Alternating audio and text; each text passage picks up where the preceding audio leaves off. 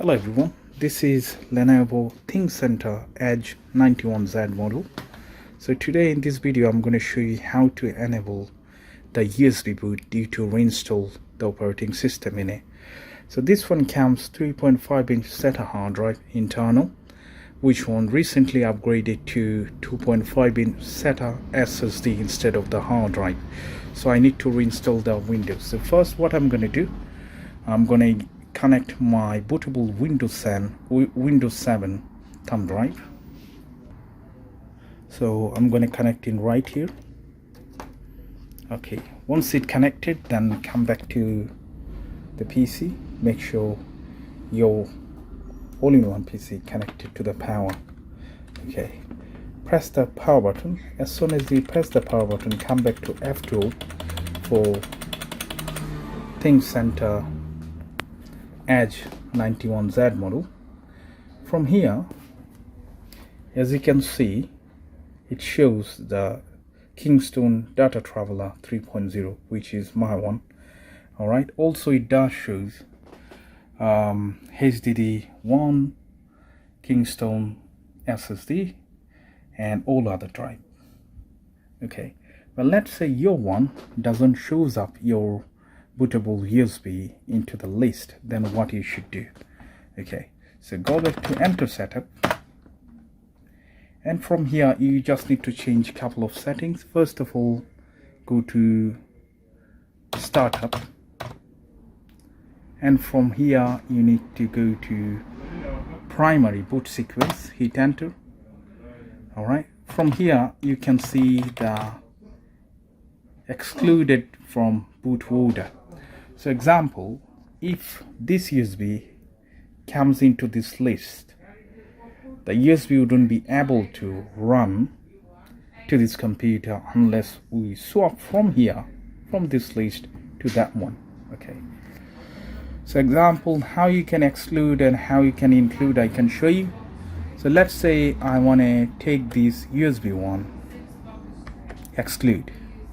So if I select it, example, now HDD1, which is SSD, selected. At this point, if I press X button, it will come back to this list. And now if I change the settings, sorry for the video quality because of this screen is very glossy and reflective. Anyway, so once I press highlighted one,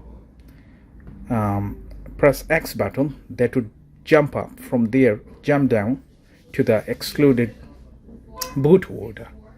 So if you are not able to see your bootable USB drive or internal SSD or HDD, make sure you check it in the list. Okay, so for now on, I'm going to take this one back to here.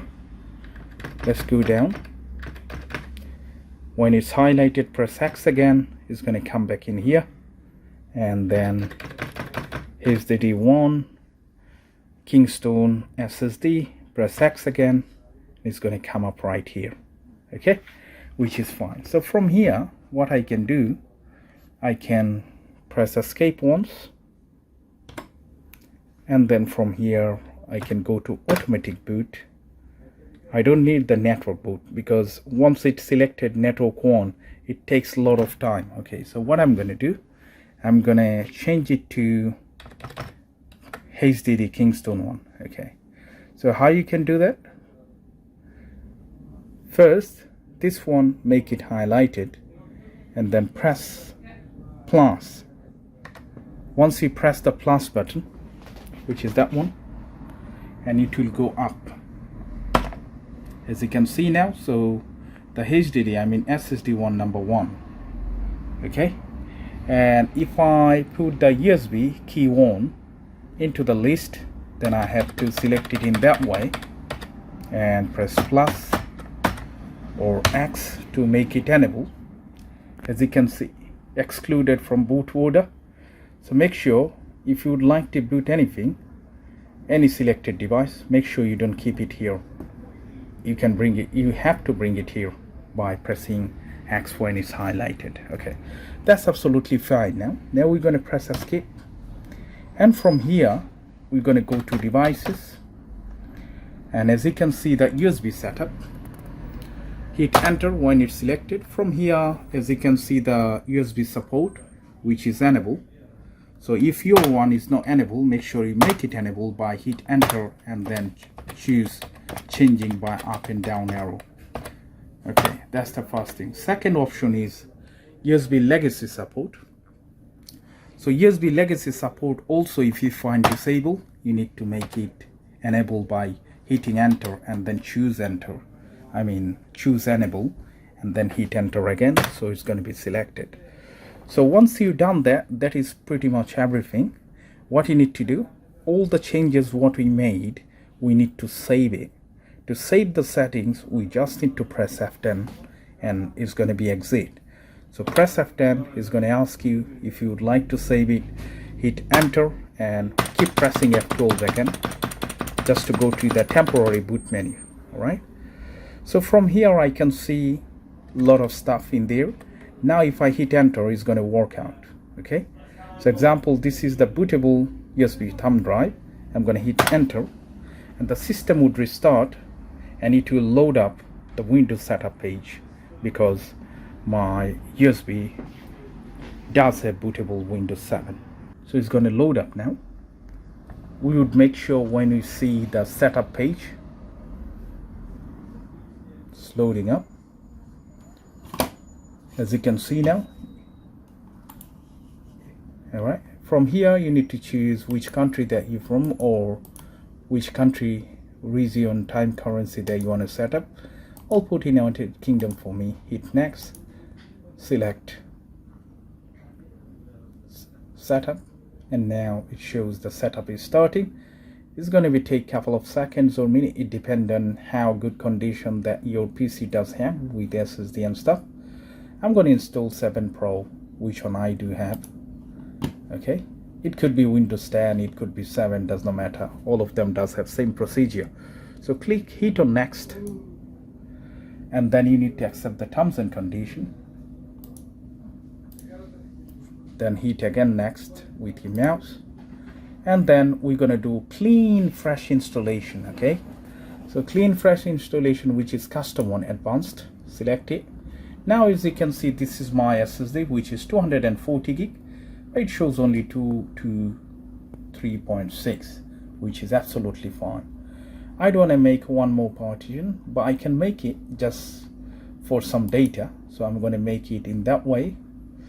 What I'm going to do, I'm going to make new, and from here I'll make 0 0 instead of. I'm going to hit enter. I'm going to keep this 27 for just for temporary data backup anyway. So now I'm going to choose this and hit on next. Now the main process would begin, and it's going to take like 10 to 15 minutes. It depends. If you have 8 gig of RAM instead of 4 like my one, then it's going to be much more faster. If you do have SSD, then it would be faster, of course. And that's how you enable USB boot option for this model.